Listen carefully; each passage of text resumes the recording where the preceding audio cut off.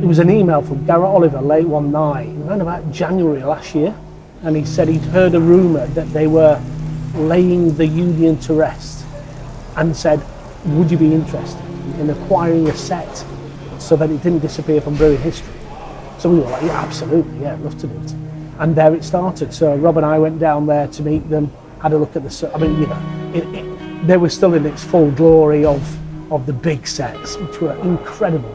Redundant, admittedly, but they cleaned up a set for us and put new barrels in there and that sort of thing. So it was an amazing opportunity to preserve the last piece of that incredible history. I have this sort of love affair with Burton that just seems to, if it existed anywhere else in the world, it would be a city still, wouldn't it? You know, Bavaria would never allow what's happening to Burton to happen in Bavaria. So then to be able to get that, I understand fully they're difficult beasts to work with.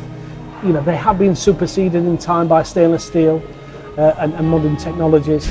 But the romanticism about brewing a beer and then treating it in the same style that was being treated, whether it be in 1838 or that particular set, I think is 1898. So to have that little bit of history still existing and nowhere else in the world is just too good an opportunity to miss.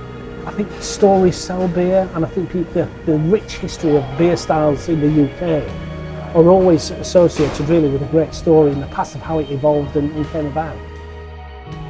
In an ideal world, we do 3 or 4 collaborations a year on it. To do it now with Theakston's, where we've also one of their old beer styles, which they don't brew very often, but again, we think it'll suit this perfectly.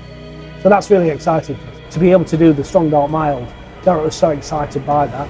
You know, we like to think, you know, when he came along, we created a fantastic beer to really represent all of the passion and how instrumental he was in that. Very often, if Garrett asked for something, somehow it magically appears, so it was fantastic.